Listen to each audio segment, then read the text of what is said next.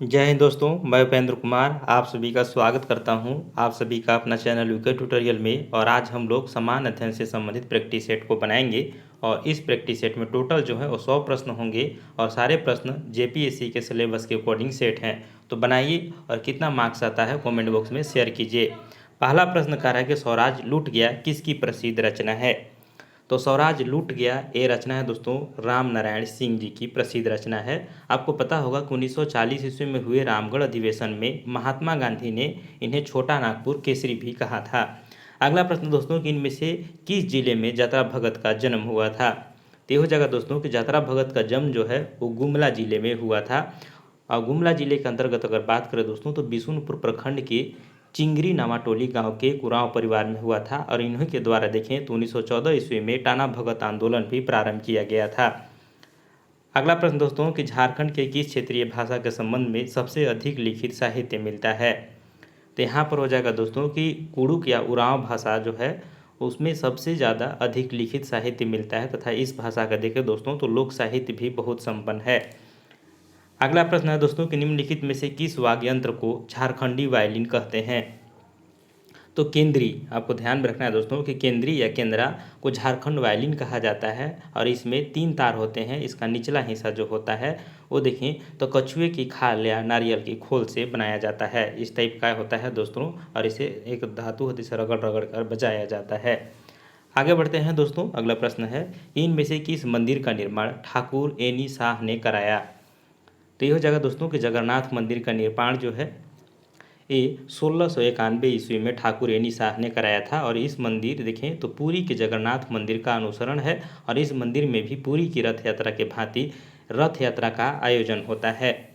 अगला प्रश्न दोस्तों कि झारखंड के प्रथम मंत्रिमंडल में कल्याण मंत्रालय किनके पास था। तो कल्याण मंत्रालय अगर बात करें दोस्तों तो प्रथम मंत्रिमंडल में अर्जुन मुंडा को दिया गया था। वहीं देखें दोस्तों तो आपको पता होगा रघुवर दास को देखें तो इसमें श्रम नियोजन एवं प्रशिक्षण मंत्री इनको बनाया गया था। और सुदेश महतो को पथ निर्माण विभाग दिया गया था। और बाबूलाल मरांडी जो थे वो मुख्यमंत्री थे जिसमें गृह कार्मिक सूचना एवं जनसंपर्क विभाग इनके पास था। अगला प्रश्न दोस्तों कि किस जनजाति में पंचायत प्रमुख को मादी कहते हैं। ते हो जाएगा दोस्तों बिझिया। याद रखिएगा कि बिंझिया जनजाति के अपने पंचायत के प्रमुख को देखें तो मादी या गोडी कहते हैं। तो मादी अगर नहीं रखेंगे दोस्तों तो आपको याद रखना है गोडी भी इसे कहते हैं। माडी या गोडी बिझिया जनजाति के प्रमुख के पंचायत को कहा जाता है। अगला प्रश्न दोस्तों कि झारखंड का सबसे कम साक्षर वाला जिला कौन है। तो झारखंड का सबसे कम साक्षर वाला जिला जो है वो पाकुड़ हो जाएगा। तो आपको पता होगा कि यहाँ की कुल साक्षरता दर है दोस्तों 48.82% है। यहाँ पर पुरुष साक्षरता की अगर बात करें दोस्तों तो 57% पुरुष साक्षरता है 57.06। और महिला साक्षरता की बात करें दोस्तों तो 40.52। और महिला और पुरुष दोनों साक्षरता अगर पूछा कहीं कम है तो आपका पाकुड़ में ही है। अगला प्रश्न दोस्तों कि गुनगा झज्ज जलप्रपात कहाँ स्थित है। तो गुंगा झज्ज जलप्रपात की अगर बात करें तो ये गढ़वा जिला में स्थित है। जो गढ़वा जिला है दोस्तों जो मात्र एक जिला जो यूपी को स्पर्श करता है। उत्तर प्रदेश से इनकी सीमा लगती है। अगला प्रश्न दोस्तों कि दक्षिणी पश्चिमी सीमांत एजेंसी यानी साउथ वेस्टर्न फ्रंटियर एजेंसी की स्थापना कब हुई थी। तो आपको पता होगा कि यहाँ पर देखें तो 1833 ईस्वी में देखें तो रेगुलेशन संख्या 13 के तहत छोटा नागपुर खास में पलामू इसके बाद खड़गडीहा रामगढ़ और कोरूडा को भूतपूर्व रामगढ़ जिला से अलग करके इन्हें जंगल महाल एवं ट्रिब्यूटी महल के नॉन रेगुलेशन प्रांत के रूप में संगठित किया गया था जिसे दक्षिणी पश्चिमी सीमांत एजेंसी का नाम दिया गया था। और इसकी स्थापना की बात करें तो 1834 में हुआ था। तो 1833 में रेगुलेशन आया था और 1834 में देखिए तो दक्षिणी पश्चिमी सीमांत एजेंसी का गठन हुआ था। अगला प्रश्न है दोस्तों कि आजीवक संप्रदाय के संस्थापक थे। तो आजीवक संप्रदाय के अगर संस्थापक थे दोस्तों तो ये हो जाएगा आपको ध्यान में रखना है कि मखली जो है आपका मखली गोसाल। याद रखिएगा आजीवक संप्रदाय के संस्थापक मखली गोसाल थे। प्रारंभ में अगर मखली गोसाल की बात करें दोस्तों तो इन्होंने 6 वर्ष तक महावीर के साथ रहे। इसके बाद देखें तो आजीवक संप्रदाय की स्थापना की। और कुछ पुस्तकों में इस संप्रदाय की स्थापना का श्रेय जो है जो नंदवक्ष को दिया जाता है तथा इनका धर्म जो था नीतिवाद था। तो याद रखिएगा मोखली गोसाल का अगर बात करें तो इनका मत था कि आत्मा को अनेकानेक पूर्व जन्म के निर्धारित अटल चक्र की गुजरता होना पड़ता है तथा प्रत्येक जन्म में वह जिस शरीर से संबंधित होता है वह होगा ही, चाहे कर्म कैसा भी किया गया हो। मौर्य शासक बिंदुसार तथा दशरथ इस धर्म के उत्साही समर्थक थे तथा आजीवक संप्रदाय के अनुयायी में जो अशोक वृक्ष की पूजा जो है वो ईश्वर के रूप में करते हैं तथा साथ में देखें दोस्तों तो मोरपंख का गुच्छा भी रखते हैं। अगला प्रश्न है दोस्तों कि उद्यन तथा वास्तुदाता का दंत कथा संबंधित है। तो ये हो जाएगा दोस्तों उद्यन तथा वास्तुदाता का जो कथा है वो संबंध है उज्जैन से संबंध है। यहाँ पर इसका आंसर ए सही हो जाएगा। आगे बढ़ते हैं अगले प्रश्न की ओर दोस्तों। अगला प्रश्न कर रहा है कि मालवा, गुजरात एवं महाराष्ट्र किस शासक ने पहली बार जीता। याद रखिएगा दोस्तों कि आपको पता होगा कि इसका जीतने का श्रेय है चंद्रगुप्त मौर्य को दिया जाता है। जैसे पता होगा कि प्लूटार्क ने लिखा था कि उसने 6 लाख सेना को लेकर संपूर्ण भारत को रौंद डाला और उस पर अपना अधिकार कर लिया। और जस्टिन के विवरण से भी पता चलता है कि संपूर्ण भारत जो है वो चंद्रगुप्त मौर्य के अधीन था तथा मगध साम्राज्य के उत्कर्ष की जो परंपरा बिंबिसार से प्रारंभ हुई थी चंद्रगुप्त के समय यह पराकाष्ठा पर पहुंच गई थी। तो याद रखिएगा ये सब जीतने का श्रेय चंद्रगुप्त मौर्य को है। अगला प्रश्न दोस्तों कि गुप्त साम्राज्य के पतन के विभिन्न कारण थे, निम्नलिखित कथनों में से कौन सा कारण नहीं था। तो यहाँ पर अगर देखें दोस्तों तो मौर्य की अगर बात करें दोस्तों, मौर्य के बाद गुप्तों की बात करते हैं तो गुप्त में अगर पतन में बहुत कारण जैसे तो हुन आक्रमण भी होता है, प्रशासन और सीमांत ढांचा भी रहता है, इसके बाद उत्तरी गुप्तों एवं बौद्ध धर्म को स्वीकार करना। लेकिन यहाँ पर एक कारण नहीं दिखता है, अरब आक्रमण। अरब आक्रमण देखिए दोस्तों तो इनकी बात की कहानी है 600 आपके 1200 स्टार्ट होता है, लगभग 712 से इसकी कहानी शुरू हो जाती है जो अरब आक्रमण का होता है। तो अरब आक्रमण 712 ईस्वी में आपको पता होगा कि जो दाहिर था शासक उसमें हम नहीं जाते हैं और वहाँ से प्रक्रिया जो है प्रारंभ होती है। आगे बढ़ते हैं दोस्तों अगले प्रश्न की ओर। अगला प्रश्न कर रहा है कि विशाखा दत्त के प्राचीन भारतीय नाटक मुद्रा राक्षस की विषय वस्तु है। तो ये होगा दोस्तों विषय वस्तु अगर मुद्रा राक्षस की देखें तो चंद्रगुप्त मौर्य के समय में राज दरबार की दुर्भसंधियों के बारे में है। याद रखिएगा मुद्रा राक्षस है दोस्तों ये संस्कृत का ऐतिहासिक नाटक है जिसके लेखक जो हैं विशाखा दत्त हैं। इसमें चाणक्य और चंद्रगुप्त मौर्य संबंधी ख्याति वृत्त के आधार पर चाणक्य की राजनीतिक सफलताओं का अपूर्ण विश्लेषण मिलता है। और इस महत्वपूर्ण नाटक को हिंदी में सर्वप्रथम देखिए तो अनुदित करने का श्रेय जो भारतेंदु हरिश्चंद्र को है। इसकी लोकप्रियता में हरिश्चंद्र का योगदान महत्वपूर्ण है तथा इसमें चंद्रगुप्त मौर्य के समय में राज दरबार की दुर्भिसंधियों का वर्णन किया गया है। आगे बढ़ते हैं अगले प्रश्न में। अगला प्रश्न कह रहा है दोस्तों कि सूची 1 को सूची 2 से सुमेलित कीजिए और नीचे दिए पुट से सही उत्तर का चयन कीजिए। एक साइड सूची 1 दिया हुआ है, एक साइड सूची 2 दिया है और इसके मिलाना है कि कौन सा सही है। तो आइए दोस्तों इसको मिलाते हैं। इस तरह से आपको ऑप्शन में दिख रहा होगा यहाँ पर जियाउद्दीन बर्नी। तो आपको पता होगा जियाउद्दीन बर्नी की जो रचना है दोस्तों वो हो जाएगा क्या तारीख़-ए-फिरोज शाही। इसके बाद अगर देखें दोस्तों हसन निजामी की बात करें तो इसकी रचना है दोस्तों ताजुल मसीर। इसके बाद अगर हम लोग बात करें दोस्तों मिल्हाल उज सिराज की रचना था दोस्तों तबक़ात-ए-नासिरी। इसके बाद देखें तो यहिया बिन अहमद इसकी अगर रचना की बात करें दोस्तों तो तारीख़-ए-मुबारक शाही। तो इस तरह से टोटल चीज़ें हैं दोस्तों, इसको याद रखना है क्योंकि यहाँ से डायरेक्ट प्रश्न बनते हैं कि जियाउद्दीन बर्नी की रचना कौन सी है। तो हो जाएगा तारीख़-ए-फिरोज शाही। हसन निजामी की अगर बात करें तो हसन निजामी को ताजुल मसीर और मिल्हाल उज सिराज अगर बात करें तो तबक़ात-ए-नासिरी और यसिया बिन अहमद तारीख़-ए-मुबारक शाही। तो इस तरह से जो है दोस्तों इनकी रचनाओं का नाम है उनको आपको मिला करके याद रखना है। इस तरह से मिलाएंगे तो इसका आंसर यहाँ पर डी सही हो जाएगा। आगे बढ़ते हैं अगले प्रश्न की ओर। कहता है कि होयसल स्मारक यानी होयसल मोनुमेंट पाए जाते हैं। तो होयसल स्मारक पाए जाते हैं तो ये हो जाएगा दोस्तों कि हैलेबीड और बेलूर में पाए जाते हैं। तो याद रखिएगा कि होयसल प्राचीन दक्षिण भारत का एक राजवंश था और इसकी राजधानी जो थी द्वार समुद्र थी जिसका वर्तमान नाम हैलीवीड है। और यहाँ अनेक मंदिरों का निर्माण किया गया जिसमें होयसलेश्वर का प्राचीन मंदिर विख्यात है और इसी का निर्माण नरसिंह प्रथम के काल में हुआ था। और होयसल काल में निर्मित चेनाकेश्वर मंदिर बेलूर में अवस्थित है तथा इस मंदिर का निर्माण होयसल शासक विष्णुवर्धन ने कराया था। आगे बढ़ते हैं दोस्तों। अगला प्रश्न कह रहा है कि बाबर ने सर्वप्रथम बादशाह की पदवी धारण की थी। तो ये हो जाएगा दोस्तों अगर बात करें तो ये काबुल में धारण की थी। तो याद रखिएगा बाबर प्रारंभ से ही अपने पूर्वज तैमूर के विजयों से प्रभावित था और उनकी राजधानी समरकंद को प्राप्त करना चाहता था। 1501 ईस्वी में उसने समरकंद विजय किया, जो सिर्फ 8 महीने के ही उसने नियंत्रण में रहा। इसके बाद देखिए दोस्तों, तो शेबानी खां से पराजित होकर के जब बाबर इधर उधर भटक रहा था, तभी अफगानिस्तान में अस्थिर और दुर्बल राजनीतिक ने उसे वहां हस्तक्षेप करने का अवसर प्रदान किया और 1504 ईस्वी में काबुल पर आक्रमण किया और बिना किसी महत्वपूर्ण विरोध के काबुल और गजनी पर बाबर का अधिकार हो गया। और 1507 ईस्वी में बाबर जो है मिर्जा उपाधि त्याग कर बादशाह की उपाधि धारण कर ली थी। आगे बढ़ते हैं दोस्तों, अगला प्रश्न, सुप्रसिद्ध कोहिनूर हीरा शाहजहां को किसने उपहार में दिया था? तो हो जाएगा दोस्तों, याद रखिएगा कि मीर जुमला ने दिया था। मीर जुमला का पूरा नाम था दोस्तों मीर जुमला मीर मोहम्मद सईद था। वह हीरे का व्यापारी था जो कि ईरान का था।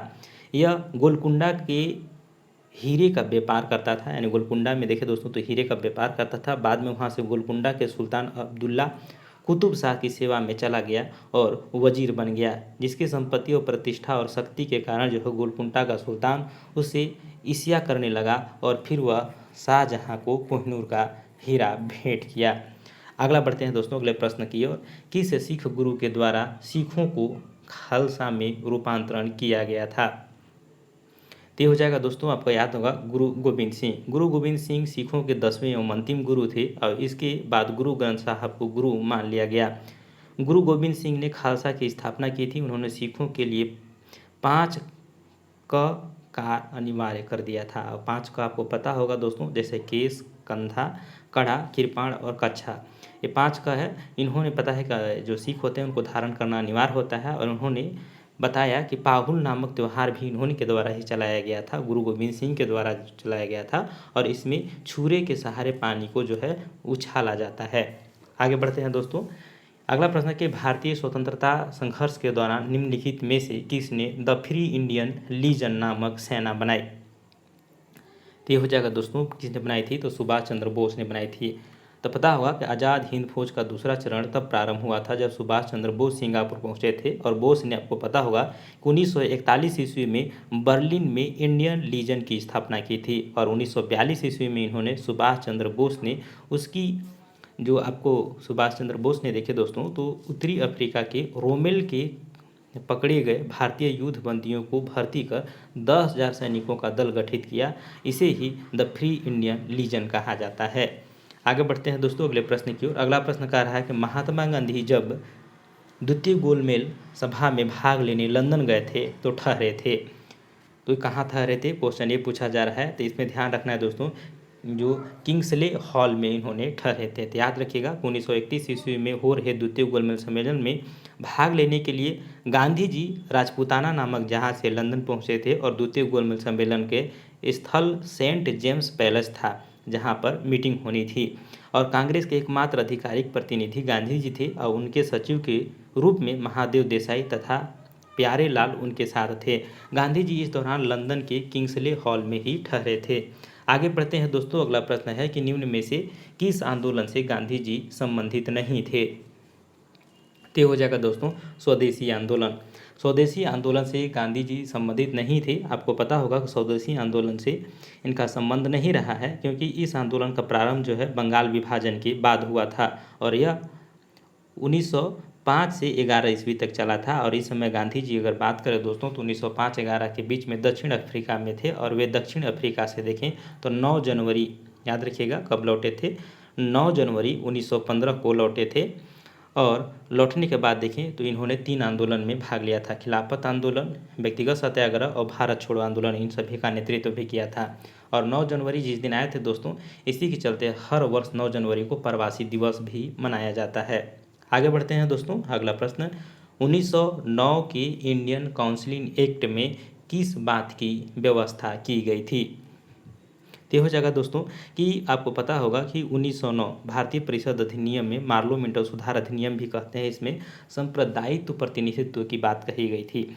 इस समय मार्ले जो थे दोस्तों भारत के सचिव थे तथा मिंटो गवर्नर जनरल थे। और इन्हीं के नाम पर इस अधिनियम का नामकरण भी किया गया था। और इस अधिनियम के द्वारा देखें तो राष्ट्रीय आंदोलन को कमजोर करने का प्रयास किया गया और मुस्लिम अल्पसंख्यकों को खुश करने के लिए सांप्रदायिक निर्वाचन का प्रावधान किया गया, जो सबसे बार बार प्रश्न पूछा जाता है।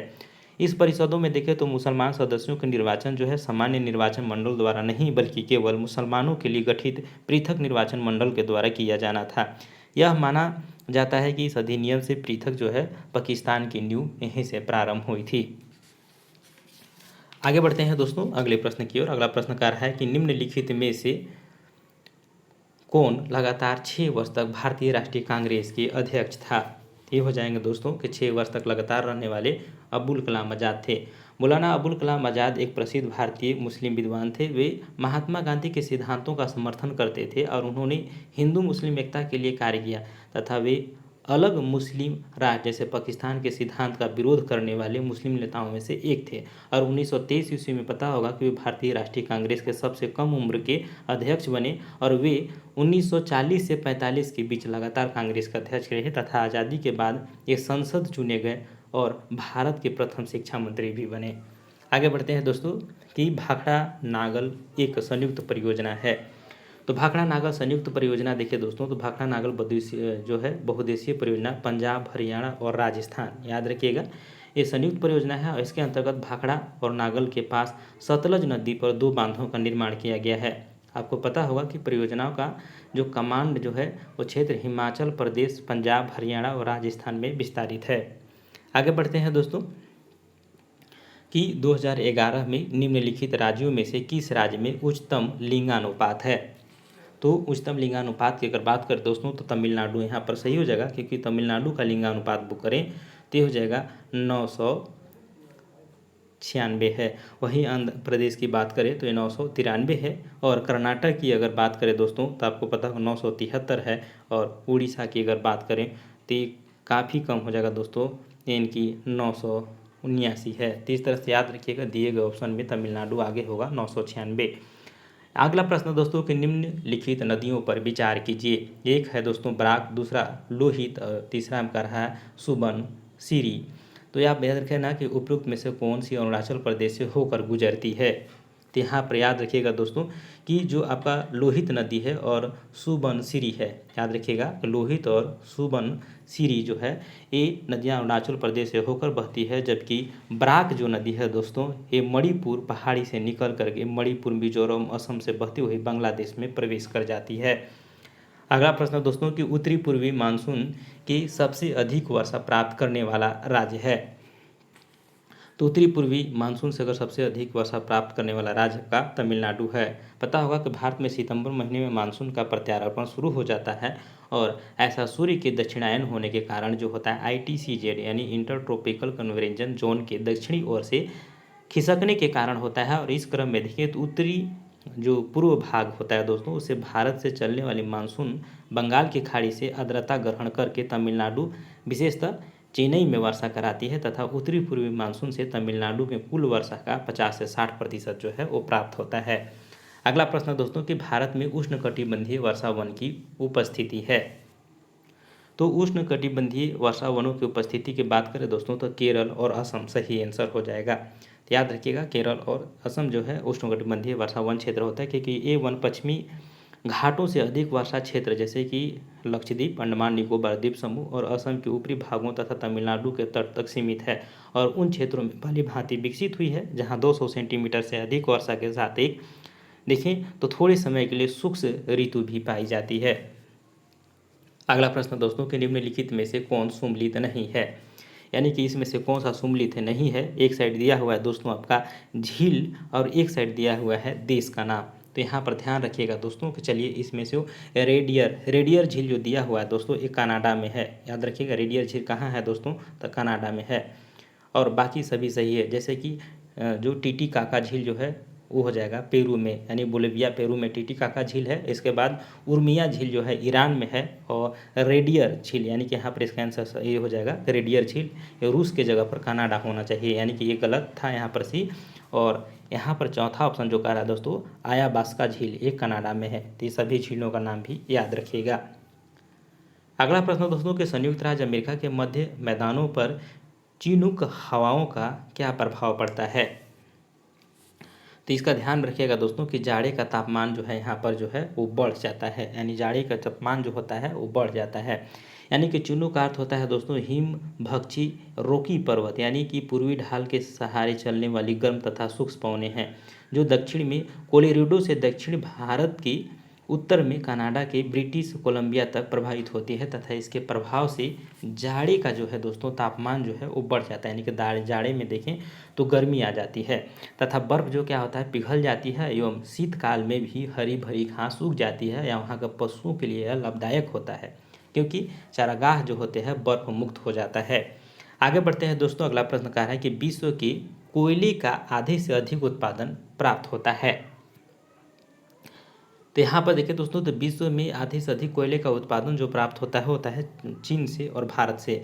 पता होगा कि 2018 की इंडियन ब्यूरो ऑफ माइंस के द्वारा प्रकाशित रिपोर्ट में कहा गया कि 7,632 मिलियन टन कोयले का उत्पादन हुआ, जिसमें से चीन ने अकेला, अगर चीन की बात करें दोस्तों तो ये हो जाएगा 3445 मिलियन टन तथा भारत अगर बात करें तो 727 मिलियन टन एवं यूएसए जो है 702 मिलियन टन।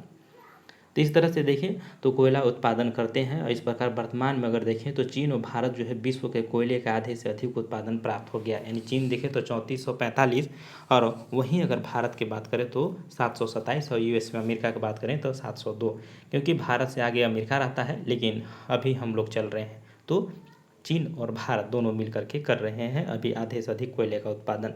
अगला प्रश्न दोस्तों कि निम्नलिखित में से कौन एक सुमेलित नहीं है, यानी कौन सा सुमेलित नहीं है उसको चुनना है। एक साइड दिया है क्षेत्र और एक साइड दिया है दोस्तों आपका खनिज। यहाँ पर अगर देखिए दोस्तों तो मेसाबी रेंज जो है दोस्तों यहाँ पर लौह अयस्क के लिए प्रसिद्ध है, न कि तांबा के लिए होगा। तो ये हो जाएगा दोस्तों लौह अयस्क के लिए। तो ध्यान में रखिएगा मेसाबी रेंज जो है लौह अयस्क के लिए प्रसिद्ध है, तो यहाँ पर सुमेलित नहीं है। बाकी देखिए दोस्तों डॉन बॉक्स बेसिन जो है कोयला के लिए, मौसूल जो है खनिज तेल के लिए और ट्रांसवाल जो है वो सोना के लिए। आगे बढ़ते हैं दोस्तों, जनसंख्या के संदर्भ में निम्न वर्षों में से किस एक को महान विभाजक का वर्ष कहा गया है, जिसके पश्चात भारत की जनसंख्या में निरंतर एवं त्वरित वृद्धि दर्ज की गई है।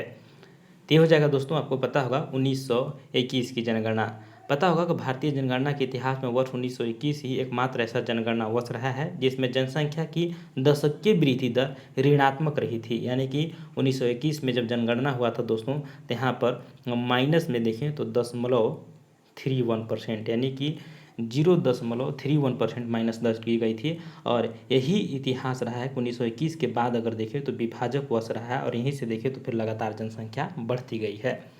अगला प्रश्न दोस्तों कि यह कथन किसका है कि प्रशासन इच्छित लक्ष्यों की प्राप्ति के लिए मानवीय एवं मौलिक संसाधनों का संगठन एवं निर्देशन है।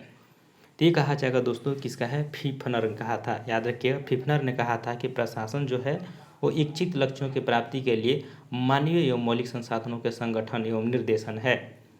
अगला प्रश्न दोस्तों कि पोस्ट कार्ड सिद्धांत में निम्नलिखित में से कौन सा सही नहीं है। तो पोस्ट कार्ड सिद्धांत आपको पता होगा लूथर गुलिक ने दिए थे। और पोस्ट कार्ड सिद्धांत की अगर बात करें दोस्तों तो इसमें होता है फुल फॉर्म होता है, जैसे पी के होता है दोस्तों आपका प्लानिंग, ओ से होता है ऑर्गेनाइजेशन और एस से होता है दोस्तों आपको स्टाफिंग और डी से क्या होता है दोस्तों ये डायरेक्टिंग और सी ओ से होता है कोऑर्डिनेशन, आर से होता है रिपोर्टिंग और एक होता है बी से होता है दोस्तों बजटिंग। तो इस तरह से अपन यहाँ पर अगर देखेंगे दोस्तों तो यहाँ पर सीमांकन नहीं आ रहा है, यानी कि आपके अगर पूरे रूप में देखें तो प्लानिंग करना यानी कि नियोजन करना, ऑर्गेनाइजेशन करना, संगठन करना, इसके बाद स्टाफिंग करना यानी कर्मचारी की व्यवस्था करना, डायरेक्शन करना यानी निर्देशन देना और इसके बाद अगर देखें दोस्तों तो समन्वय करना यानी कोऑर्डिनेशन करना, प्रतिवेदन तैयार करना यानी रिपोर्टिंग करना और एक होता है बजटिंग यानी कि वित्त की व्यवस्था करना, बजट करना। तो सीमांकन की कहीं जिक्र नहीं है तो ये यहाँ पर नहीं हो जाएगा। आगे बढ़ते हैं दोस्तों कि संयुक्त राष्ट्र ने सुशासन के कितने स्तंभ निर्धारित किए हैं। तो संयुक्त राष्ट्र ने सुशासन के 8 स्तंभ बताए हैं। याद रखिएगा कि स्तंभ के जो है सुशासन के 8 स्तंभ बताए गए हैं तथा ये होते हैं दोस्तों सहमति आधारित, जवाबदेही, पारदर्शी, उत्तरदायी, समान और समावेशी, प्रभावशाली और कुशल और एक होता है दोस्तों कानून सम्मत शासन और लास्ट होता है समुचित भागीदारी। इस तरह से 8 स्तंभ निर्धारित किए गए हैं। अगला प्रश्न दोस्तों कि उमंग, याद रखिएगा उमंग एक का पूरा नाम क्या है। तो उमंग ऐप का पूरा नाम अगर देखें दोस्तों तो ये सही हो जाएगा दोस्तों कि unified mobile application for a new age governments होगा। तो याद रखिएगा, unified mobile application for new age governments नाम है, जिसका उद्देश्य भारत सरकार के सभी ऑनलाइन सर्विस को मोबाइल ऐप पे लाना है तथा इसका निर्माण देखें तो ministry of electronic and information technology यानी MEITY और नेशनल ई गवर्नेंस डिवीजन यानी NEGD ने किया है। अगला प्रश्न दोस्तों कि BR अम्बेडकर का संविधान सभा में निर्वाचन हुआ था, यानी कि BR अम्बेडकर का संविधान सभा में निर्वाचन हुआ था किस क्षेत्र से। तो हो जाएगा दोस्तों, आपको पता होगा मुंबई प्रेसिडेंसी से। ये बताने की जरूरत नहीं है, फिर भी बता दे रहा हूँ कि पता होगा कि वर्ष 1946 में संपन्न संविधान सभा के प्रारंभिक चुनाव डॉक्टर भीमराव अम्बेडकर ने विभाजित जो था दोस्तों, यानी कि अविभाजित बोलेंगे उसको, कि भारत के बंगाल प्रांत के पूर्वी भाग में निर्वाचन हुए थे। बाद में यह क्षेत्र पाकिस्तान में चले जाने के कारण अम्बेडकर जी ने देखें तो मुंबई प्रेसिडेंसी से पूना संसदीय क्षेत्र से उपचुनाव में निर्वाचित होकर भारतीय संविधान सभा में सम्मिलित हुए और पूना सीट से उनके लिए कांग्रेस के MR जयकर को त्याग पत्र देकर रिक्त कराई गई थी। इस तरह से आपको पता होगा कि ये पत्र रिक्त करा दिया गया था। यहाँ पर जो सांसद थे MR जयकर संविधान सभा के, तो उनको हटा करके मुंबई प्रेसिडेंसी पुणे क्षेत्र से जीते थे जब बंगाल जो प्रांत का भाग पाकिस्तान में चला गया था। आगे बढ़ते हैं दोस्तों कि निम्नलिखित में से कौन भारतीय संविधान के अंतर्गत सही सम्मिलित नहीं है, यानी कि इसमें बताना है दोस्तों कि कौन सा एक जो है वो सम्मिलित जो है सही सम्मिलित नहीं है। तो यहाँ पर देखेंगे दोस्तों तो पंचायत कहा गया 9 में, नगर पालिका भाग 9(1) में और सहकारी समितियाँ भाग 9(ख) में कहा गया है। जबकि आपको यहाँ पर अधिकरण की बात करें दोस्तों तो इसका उल्लेख जो किया गया है 97वें संविधान संशोधन अधिनियम 2011 के द्वारा संविधान के भाग 10 के अंतर्गत अनुसूचित जाति और जनजाति क्षेत्र का जिक्र किया गया है। जबकि इसका जो अधिकरण की बात करें तो ये कहा गया है भाग 14(क) में कहा गया है, भाग 14(क) में इसका जिक्र किया गया है, अधिकरण की बात कहा गया है। और 10 में कहा गया अनुसूचित जाति और जनजातीय क्षेत्रीय का उल्लेख किया गया है। तो इस तरह से अगर आप यहाँ पर देखें दोस्तों तो ये गलत हो जाएगा। अगला प्रश्न दोस्तों कि निम्नलिखित में से कौन नागरिकता के अर्जन हेतु शर्तों की नियत करने के लिए सक्षम है। तो आपको पता होगा दोस्तों कि भारतीय संविधान की अगर अनुच्छेद 11 में यह स्पष्ट किया गया है कि संसद को नागरिकता के संबंध में विधि बनाने की संपूर्ण शक्ति होती है और नागरिकता से संबंधित कोई जो है वो शर्तें निर्धारित करने का अधिकार जो है वो संसद के पास है। अगला प्रश्न दोस्तों कि एक नागरिक के मूल कर्तव्यों में निम्न में से कौन सा कर्तव्य सम्मिलित नहीं है, यानी कि जो आपके मूल कर्तव्य दिए गए हैं दोस्तों और उस मूल कर्तव्यों में से यानी आपका कौन सा एक सही नहीं है उसको चुनना है। तो 11 मूल कर्तव्य में से देखिए दोस्तों तो अस्पृश्यता मिटाने की प्रयास करें, एक गलत हो जाएगा क्योंकि अस्पृश्यता मिटाने के प्रयास जो आपका मूल अधिकार है जो आर्टिकल आपका 17 में उल्लेख कहा गया है। तो इसको भी थोड़ा सा ध्यान में रखिएगा, बार बार प्रश्न पूछा जाता है। आगे बढ़ते हैं दोस्तों अगले प्रश्न की ओर। भारतीय संविधान के 73वें संशोधन के संदर्भ में निम्नलिखित में से कौन सा कथन सही है। तो यहाँ पर अगर देखिए दोस्तों 73वें संविधान संशोधन में पूछा कौन सा कथन सही है। पहला कथन कह रहा है कि इसमें पंचायतों को स्वशासन की संस्था स्वीकार किया गया। दूसरा में कह रहा है कि इसमें शहरी एवं स्थानीय सरकार को स्वशासन की संख्या स्वीकार की गई, संस्था मतलब स्वीकार किया गया। कूट के माध्यम से सही उत्तर को बताना है। तो यहाँ पर अगर देखें दोस्तों तो इसका सही आंसर हो जाएगा दोस्तों कि केवल एक सही है, क्योंकि पता होगा कि इसमें पंचायतों में स्वशासन से संख्या को मतलब संस्था को स्वीकार किया गया है। वहीं कहा गया दोस्तों इसमें शहरी एवं स्थानीय सरकार के स्वशासन की संस्था को स्वीकार किया गया है। तो यहाँ पर सही नहीं होगा, क्योंकि आपको पता होगा दोस्तों कि 73वें संविधान संशोधन अधिनियम 1912 के द्वारा संविधान के भाग 9 के तहत पंचायतों को संवैधानिक दर्जा प्रदान किया गया है और इसमें पंचायतों के स्वशासन की संस्था को स्वीकार किया गया है। वहीं अगर बात करें दोस्तों तो 74वें संविधान संशोधन अधिनियम 1912 के द्वारा शहरी जो क्षेत्र है इसका जिक्र किया गया है 74 में, न कि 73 में कहा गया है। तो याद रखिएगा कि 76 में आपका पंचायत से संबंधित है और शहरी निकाय से संबंधित 74वें संविधान संशोधन में किया गया है और स्थानीय सरकार के स्वशासन की जो संस्था उसको स्वीकार किया गया है। और इस संशोधन के द्वारा देखिए दोस्तों तो संविधान में भाग 9 के तहत जो है शहरी निकायों को संवैधानिक दर्जा प्रदान किया गया है। आगे बढ़ते हैं दोस्तों अगला प्रश्न है कि निम्नलिखित में से कौन पंचायतों की वित्तीय स्थिति का पुनर्विलोकन करने के लिए वित्त आयोग का गठन करता है। तो पता होगा कि इसमें जो होता है संबंधित राज्य के जो राज्यपाल होते हैं वो पंचायतों के लिए वित्त की स्थिति को पुनरावलोकन करने के लिए वित्त आयोग का गठन करता है। इसके लिए भारतीय संविधान के अनुच्छेद 243 आई, याद रखिएगा 243 आई, हम लोग ऐसे याद किए थे, अब याद करें 243 आई में बजट किया गया था दोस्तों कि राज्य का जो राज्यपाल होगा वो 73वें संविधान संशोधन अधिनियम 1992 के प्रारंभ से 1 वर्ष के भीतर यथाशीघ्र तत्पश्चात प्रत्येक 5 वर्ष की समाप्ति पर वित्त आयोग का गठन करेगा, जो पंचायतों को वित्तीय स्थिति का पुनर्विलोकन करेंगे। आगे प्रश्न है दोस्तों कि मिश्रित अर्थव्यवस्था का अर्थ है। मिश्रित अर्थव्यवस्था का अर्थ क्या बोल रहा है दोस्तों, तो आपको पता होगा, बहुत आसान है कि जहां राष्ट्रीय अर्थव्यवस्था में सार्वजनिक क्षेत्र के साथ साथ निजी क्षेत्र की विद्यमान हो, वही कहा जाता है मिश्रित अर्थव्यवस्था। मिश्रित यानी कि घुला मिला, यानी कि प्राइवेट सेक्टर और गवर्नमेंट सेक्टर दोनों मिल करके, यानी निजी सेक्टर और सार्वजनिक सेक्टर दोनों चीज़ मिल करके हमारे अर्थव्यवस्था को बढ़ाते हैं, उसी को कहते हैं मिश्रित अर्थव्यवस्था। आगे बढ़ते हैं दोस्तों, अगला प्रश्न कर रहा है कि भारतीय अर्थव्यवस्था की विशेषता है। तो भारतीय अर्थव्यवस्था की अगर विशेषता की बात करें तो यहाँ पर ऑप्शन कौन सा, जैसे कृषि प्रधान, ये बात सही है। अगर इसके बाद देखिए दोस्तों तो इसमें हो जाएगा आपका, ये सही हो जा रहा है। इसके बाद देखिए उद्योग की प्रधानता, ये विकासशील देशों की होती है, सॉरी विकसित देशों की, हम लोग जो हैं वो विकासशील हैं, तो ये विकसित देश की बात हो गई। और न्यून प्रति व्यक्ति आय, ये सही है, भारतीय अर्थव्यवस्था की विशेषता है। और यहाँ पर देखें तो बृहद बेरोजगारी, ये भी सही है, यानी कि हमारा जो देश है वो भारतीय अर्थव्यवस्था की पहचान है कि यहाँ पर कृषि की प्रधानता है, न्यूनतम प्रति व्यक्ति आय भी है और बृहद बेरोजगारी है। इस तरह से चौथा ऑप्शन जो है सही हो जाएगा। और उद्योग की प्रधानता जो होती है ये विकासशील देश, जैसे कि अमेरिका हो गया, ब्रिटेन हो गया, फ्रांस हो गया, ये सब क्या है दोस्तों, विकासशील देश हैं। अरे सॉरी दोस्तों, विकासशील बोल रहे हैं, विकसित देश हैं। और हम लोग जो है विकासशील है, यानी कि हम लोग प्रगति पर हैं, उन लोग प्रगति कर चुके हैं, बस यही समझिए। चलिए आगे बढ़ते हैं। अगला प्रश्न दोस्तों कि निम्न में से कौन सा एक आर्थिक वृद्धि का परिचालक है, यानी कि इनमें देखें तो कौन सा एक आर्थिक वृद्धि का जो है परिचालक है। तो वास्तविक प्रति व्यक्ति आय में सुस्थिर वृद्धि जो है ये आर्थिक वृद्धि का परिचालक है। तो याद रखिएगा, आर्थिक समृद्धि से अभिप्राय किसी समयावधि में किसी अर्थव्यवस्था में होने वाले वास्तविक आय की वृद्धि से है। तो वास्तविक प्रति व्यक्ति आय में सुस्थिर वृद्धि से है।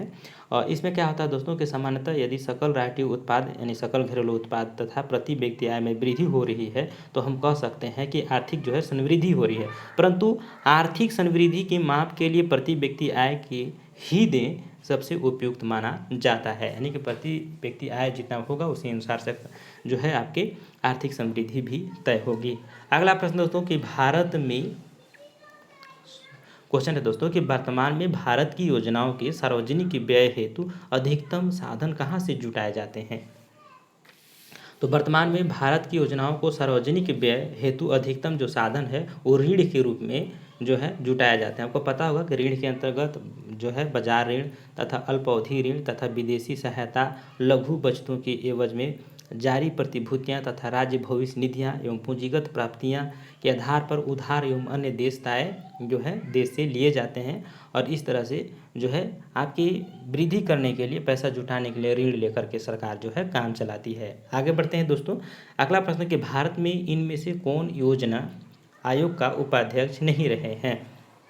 तो यहाँ पर अगर देखें दोस्तों तो हो जाएंगे पी चिदम्बरम, याद रखिएगा पी चिदम्बरम जो है दोस्तों ये जो आयोग के उपाध्यक्ष नहीं रहे हैं। जबकि अगर बात करें दोस्तों तो मनमोहन सिंह भी रहे हैं, प्रणब मुखर्जी भी रहे हैं और मोन्टेग सिंह एल अहूवलिया यानी मोन्टेग सिंह अहूवलिया भी रहे हैं। आगे बढ़ते हैं दोस्तों अगले प्रश्न की ओर। अगला प्रश्न करा है कि किस पंचवर्षीय योजना के अंतर्गत समाज के समाजवादी और दोनों की स्थापना के संकल्प किया गया, यानी कि समाज के लिए और समाजवादी दोनों के लिए स्थापना का संकल्प किया गया था।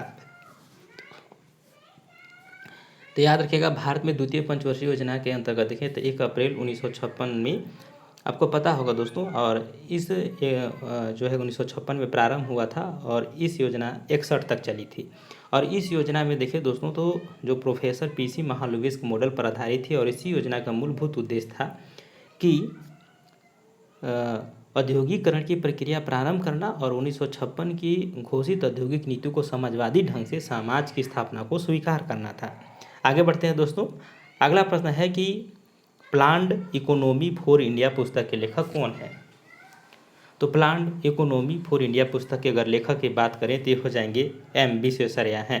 तो याद रखिएगा कि प्लांट इकोनॉमी फॉर इंडिया पुस्तक के लेखक हैं जो श्री एम विश्वेश्वरैया जी हैं, और उन्होंने यह पुस्तक वर्ष 1934 में लिखी थी। और एम विश्वेश्वरैया एक प्रसिद्ध इंजीनियर थे जो मैसूर विश्वविद्यालय तथा कृष्ण सागर बांध का डिजाइन उन्होंने ही तैयार किया था।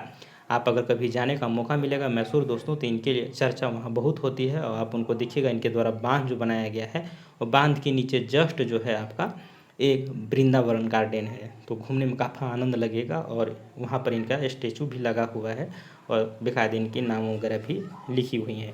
आगे बढ़ते हैं दोस्तों कि निर्धनता का दृश्य चक्र की अवधारणा संबंधित है। तो निर्धनता का दृश्य चक्र की अवधारणा अगर देखें दोस्तों तो संबंधित है, ये हो जाएंगे आपकी, अगर बात करें दोस्तों तो हो जाएगा नरवसे ने कहा था। तो याद रखिएगा कि जो नरवसे ने है दोस्तों अर्थशास्त्री थे, उन्होंने वर्ष 1953 में प्रकाशित अपनी पुस्तक जो प्रॉब्लम्स ऑफ कैपिटल जो कॉमेशन इन अंडर डेवलपमेंट कंट्रीज में निर्धनता के दुष्चक्र की अवधारणा का विवेचन किया था। अगला प्रश्न दोस्तों कि केंद्रीय वाणिज्य एवं उद्योग मंत्रालय ने अभी किसे HS कोड आवंटित किया है। तो याद रखिएगा HS कोड अभी अगर देखें दोस्तों तो ये 6 अंकीय कोड होता है, जिसे विश्व सीमा शुल्क संगठन यानी WC यानी वर्ल्ड कस्टम ऑर्गेनाइजेशन द्वारा विकसित किया जाता है। एक खादी को जो है जारी किया गया है। अगला प्रश्न है दोस्तों कि बैंकों के विलय में कौन सा विकल्प जो है वो गलत है। तो बैंकों के विलय में दिए गए कौन से विकल्प को चुनना है कि गलत है। तो यहाँ पर अगर देखें दोस्तों तो ये गलत हो जाएगा यूनाइटेड बैंक। पता होगा कि इलाहाबाद बैंक जो है दोस्तों, इलाहाबाद बैंक का विलय जो है होता है वो इंडियन बैंक में, तथा यूनाइटेड बैंक याद रखिएगा जो यूनाइटेड बैंक ऑफ इंडिया तथा ओरिएंटल बैंक ऑफ इंडिया यानी कि ओरिएंटल बैंक ऑफ इंडिया और यूनाइटेड बैंक ऑफ इंडिया याद रखिएगा, दोनों का जो है दोस्तों विलय जो है वो पंजाब नेशनल बैंक में हुआ है, यानी कि दोनों बैंकों का जो विलय है वो पंजाब नेशनल बैंक में हुआ है। तो इस तरह से इंडियन बैंक गलत हो जाएगा। याद रखिएगा इंडियन इलाहाबाद बैंक का विलय जो है वो इंडियन बैंक में हुआ है। तो यहाँ पर हो जाएगा आप इंडियन बैंक के सामने होना चाहिए था इलाहाबाद बैंक, बाकी सभी सही हो जाएंगे। जैसे कैनरा बैंक यानी सिंडिकेट बैंक में और यूनाइटेड बैंक कॉमर्शियल बैंक में। आगे बढ़ते हैं दोस्तों, सफ़ेद कीट एक महत्वपूर्ण कवक रोग है। तो याद रखिएगा कि सरसों जो होता है दोस्तों, याद रखिएगा कि सरसों का एक महत्वपूर्ण कवक सफ़ेद कीट होता है जो कि सिस्टोपस तथा एल्बुगो कैडिंग नामक कवक द्वारा फैलता है, तथा इस रोग में जो है पौधे, तने, पत्ते एवं पुष्पाक्रम पर गहरे उभरे सफ़ेद रंग के जो है चकते पड़ जाते हैं, जिसके परिणाम स्वरूप पौधे की उप क्षमता घट जाती है, तथा इसके उपचार हेतु कवक जो होता है नाभि का प्रयोग करना चाहिए। आगे बढ़ते हैं दोस्तों, अगला प्रश्न कर रहा है दोस्तों कि रेडियो एक्टिविटी का आविष्कार किया था। बहुत आसान क्वेश्चन है। रेडियो एक्टिविटी का आविष्कारक जो होता है जो वो बेकुरल हैं। याद रखिएगा अंटोनियो हेनरी बेकुरल एक जो है क्रोसिसी भौतिकी शास्त्री थे और सर्वप्रथम इन्होंने रेडियो एक्टिविटी की खोज की थी, तथा इन्होंने बताया कि सुपर दृष्टि पदार्थों के अध्ययन के दौरान ही इसकी खोज की थी। अगला प्रश्न है दोस्तों कि रेडियो एक्टिविटी मापी जाती है। तो आपको ध्यान रखना है जो गाइगर, याद रखिएगा गाइगर काउंटर, याद रखिएगा गाइगर काउंटर को गाइगर मूलर काउंटर के नाम से भी जाना जाता है। यह एक प्रकार का कण सूचकांक होता है जिसका प्रयोग जो होता है आयनिक विकिरण को मापने के लिए किया जाता है, और इस विकिरण के द्वारा नाभिक के विकिरण से उत्सर्जनों की पता लगाया जाता है। अगला प्रश्न दोस्तों कि एक मनुष्य स्थिर नाव से 5 मीटर प्रति सेकेंड की चाल से कूदा और नाव जो है 0.5 मीटर प्रति सेकंड की चाल से खींच सकी, तो बताएं कि नाव का द्रव्यमान मनुष्य के द्रव्यमान से कितना गुना है। तो इसको बनाइएगा दोस्तों, बनाने वाला क्वेश्चन है। तो ये हो जाएगा, इसका सही आंसर हो जाएगा, अगर आप देखेंगे इसको बनाएंगे तो ये हो जाएगा कि 10 गुना है। आगे बढ़ते हैं दोस्तों अगले प्रश्न की ओर। सूखा सहिष्णुता से संबोधित हार्मोन है।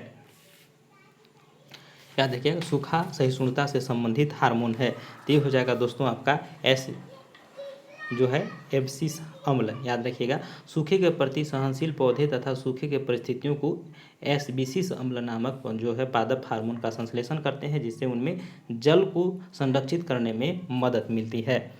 अगला प्रश्न है दोस्तों कि एक वर्णधात पुरुष का सामान्य महिला से विवाह करता है तो वर्णधात के लक्षण उत्पन्न होंगे। उसके किस में होंगे। तो एक पता होगा कि एक वर्णधात पुरुष का एक सामान्य महिला से विवाह करता है तो उसका जो लक्षण होंगे वो पुत्रियों के पुत्रों में होंगे, यानी कि जो उसकी पुत्री होगी यानी कि उसकी जो बेटी होगी और उसके पुत्र जो होंगे यानी कि उसके नाती में, यानी कि ननेरी नाती, समझिए दादा वाली नाती नहीं बल्कि नाने वाले नाती के रूप में होंगे। आगे बढ़ते हैं दोस्तों, एक बायोलॉजी क्वेश्चन है, इसको थोड़ा सा देखिएगा समझिएगा तो बन जाएगा।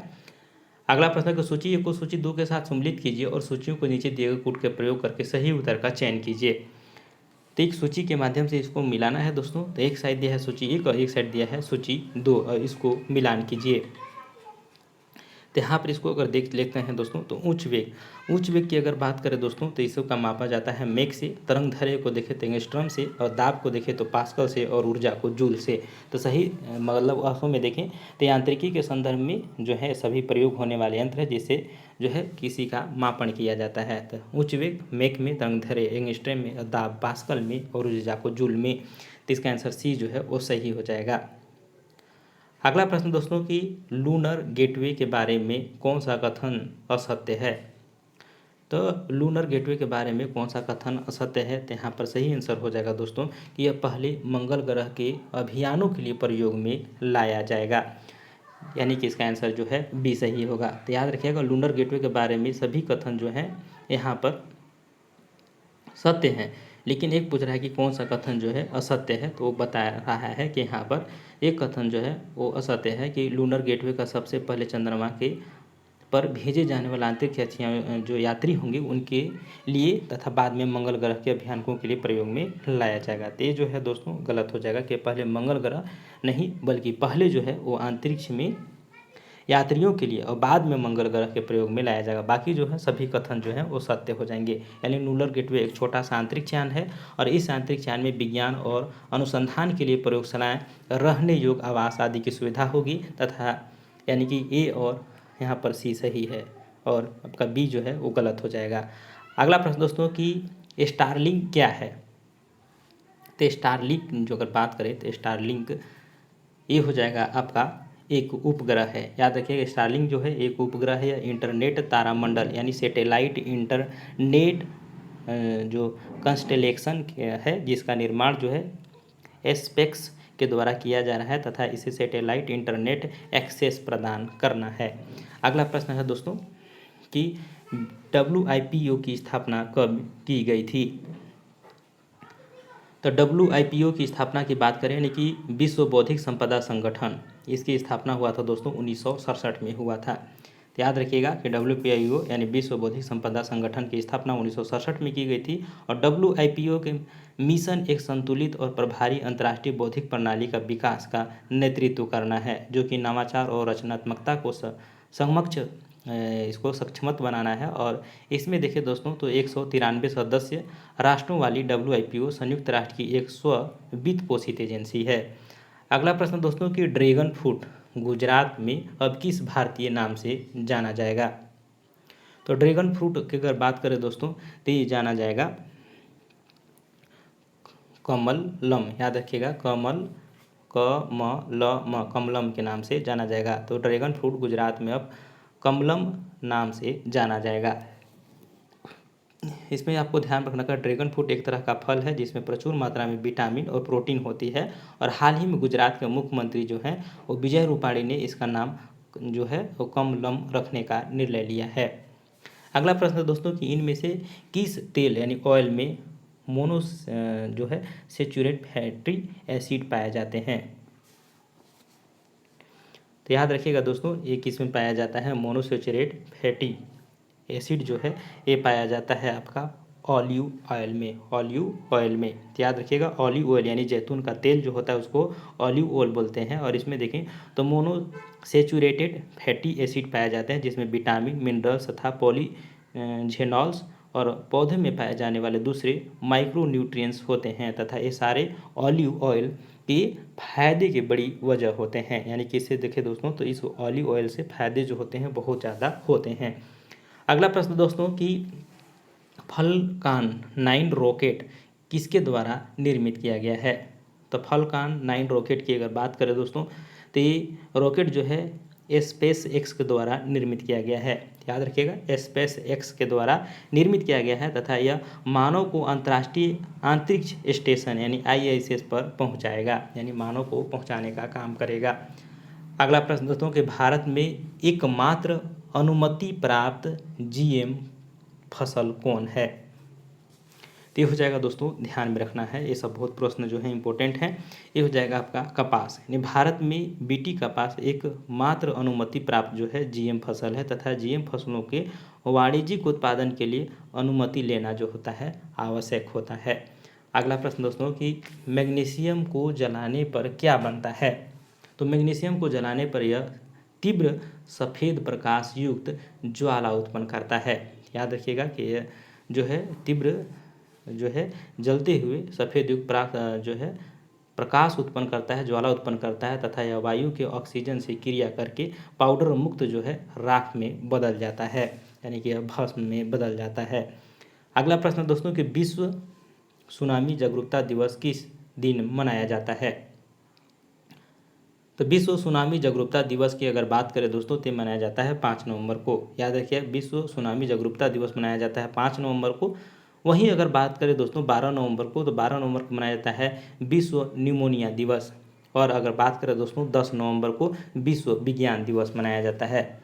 याद रखिए, 10 नवंबर विश्व विज्ञान दिवस और 5 नवंबर को विश्व सुनामी जागरूकता दिवस और 12 नवंबर को विश्व न्यूमोनिया दिवस।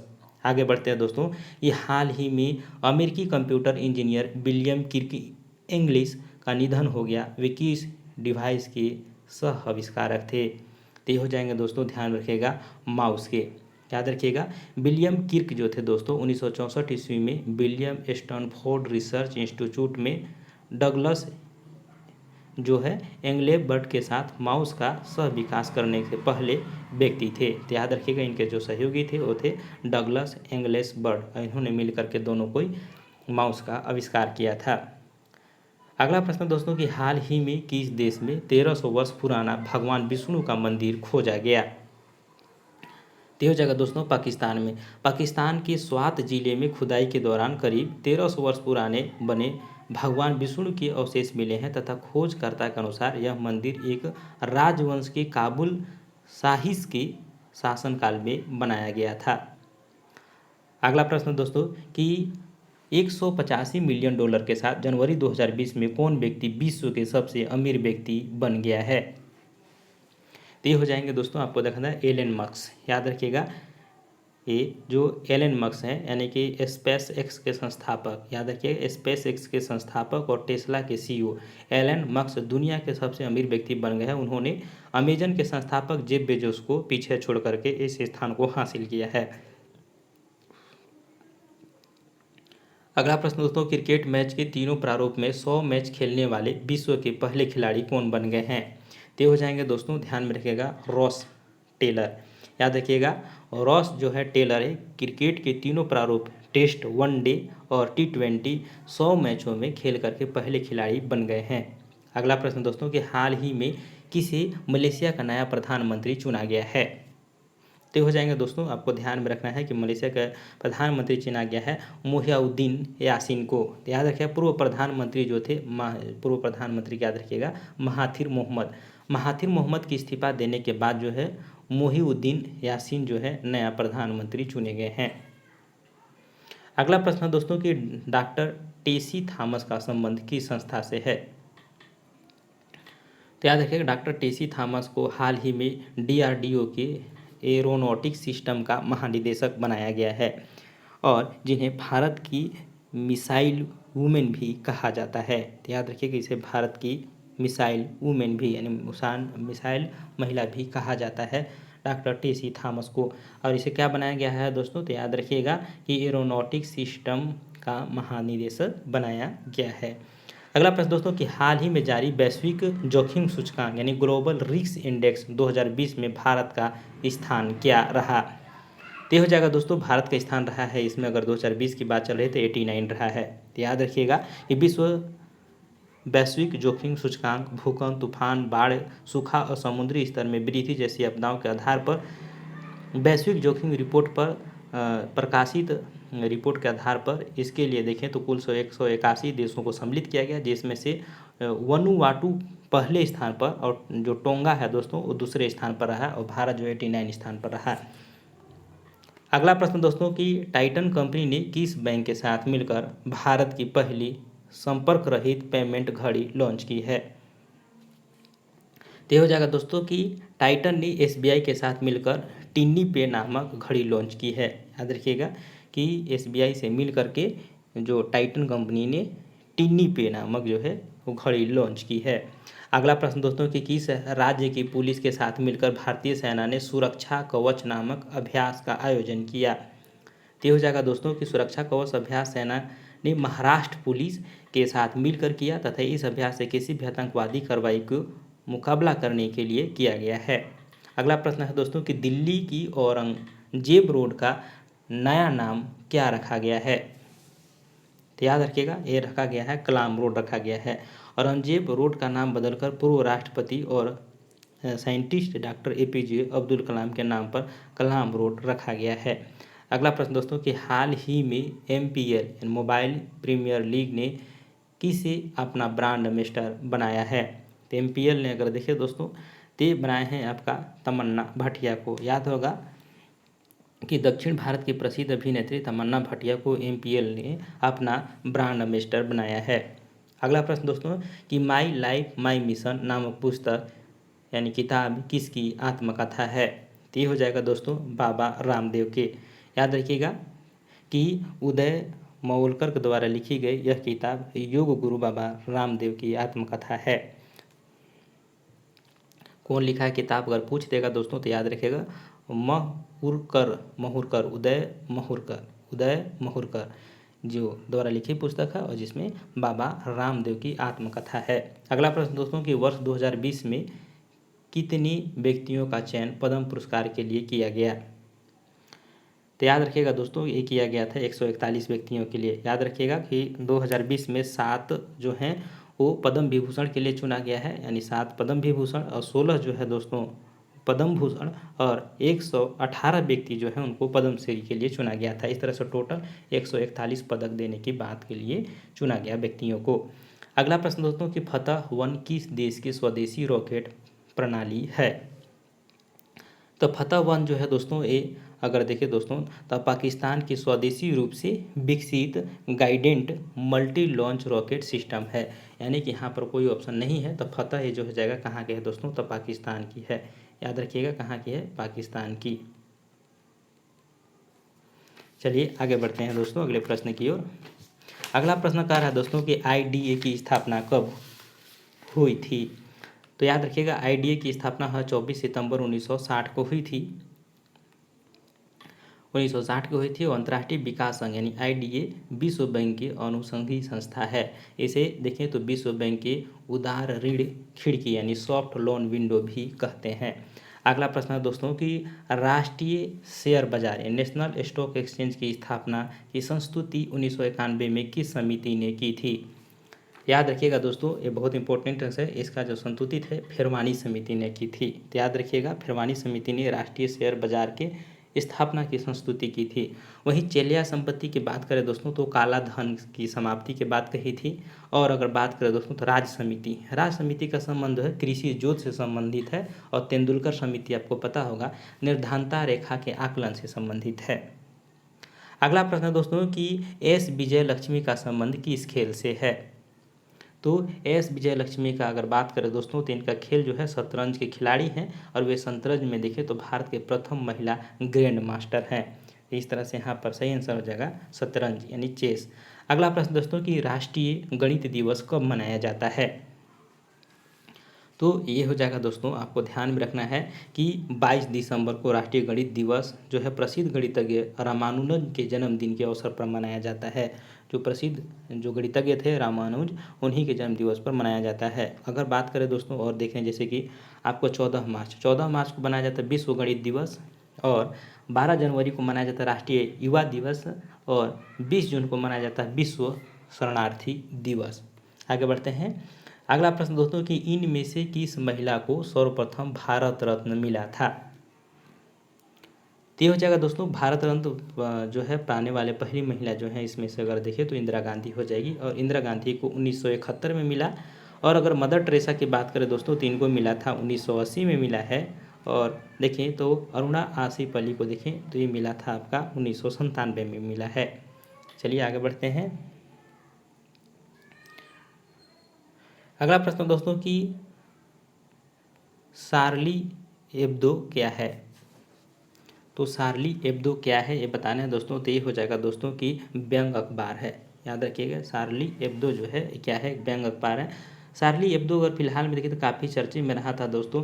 यह एक व्यंग अखबार है जिसमें 2015 की इसकी शुरुआत हुई तथा उस समय हिंसा भड़क उठी थी जब इस अखबार ने पैगंबर मोहम्मद के गलत तरीके से चित्रित करके कार्टून की एक श्रृंखला प्रकाशित की जिसे इस्लाम में ईसा निंदा माना गया। और अल्जीरिया देश के 2 भाइयों ने अखबार परिसर में घुस करके मुख्य संपादक सहित 11 लोग की हत्या कर दी थी।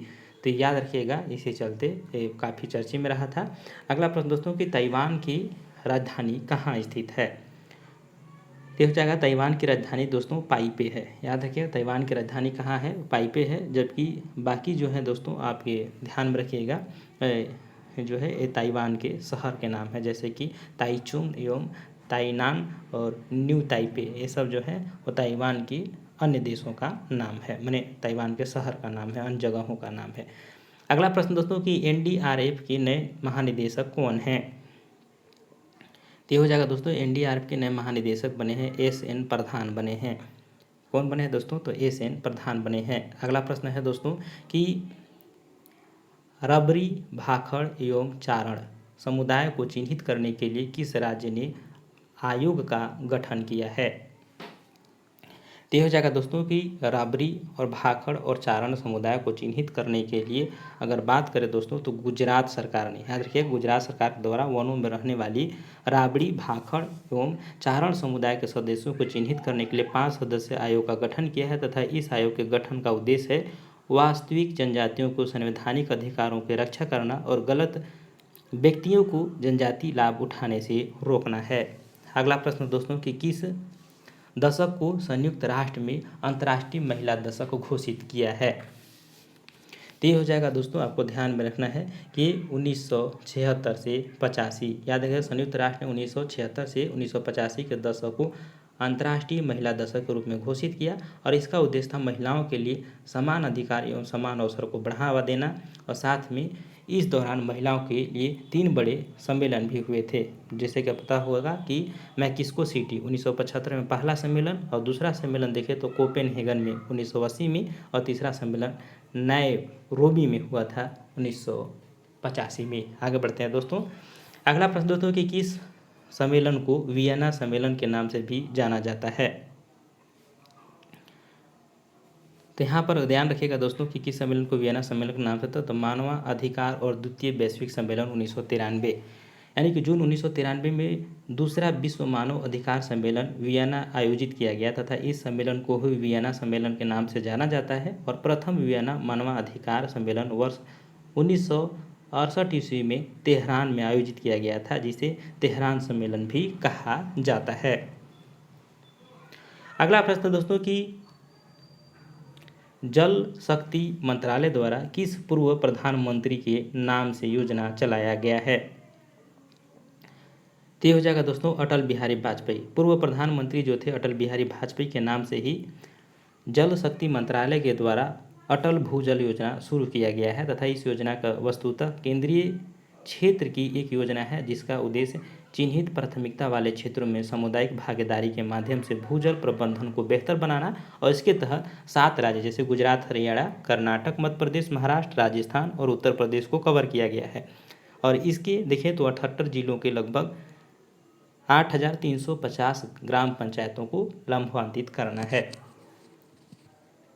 अगला प्रश्न दोस्तों कि नमामि गंगे कार्यक्रम किस वर्ष शुरू किया गया। तो नमामि गंगे कार्यक्रम जो है देखो दोस्तों 2014 में शुरू किया गया था और यह एकीकृत संरक्षण मिशन है जिसमें जून 2014 में राष्ट्रीय नदी गंगा को प्रदूषण में प्रभावी कमी यानी प्रदूषण में देखिए दोस्तों तो इसके प्रभावी कमी को संरक्षण और कायाकल्प के दोहरे उद्देश्यों को पूरा करने हेतु 20,000 करोड़ रुपए के बजट के साथ अनुमोदित किया गया था। अगला प्रश्न है दोस्तों कि निम्नलिखित में से कौन सा सुमेलित नहीं है। एक साइड हो जाएगा दोस्तों टाइगर रिजर्व और एक साइड राज्य हो जाएगा। इसमें से बताना कि कौन सा सुमेलित नहीं है। तो यहाँ पर अगर देखिए दोस्तों जैसे कि अम्रबाद टाइगर रिजर्व ये तेलंगाना में है तथा पखुई टाइगर रिजर्व अरुणाचल प्रदेश में और औरंग टाइगर रिजर्व ये असम में। जबकि यहाँ पर जो चौथा ऑप्शन दे रहा है दोस्तों कि सिरका टाइगर रिजर्व जो है दोस्तों ये राजस्थान में है, पश्चिम बंगाल नहीं होगा, यहाँ हो जाएगा राजस्थान।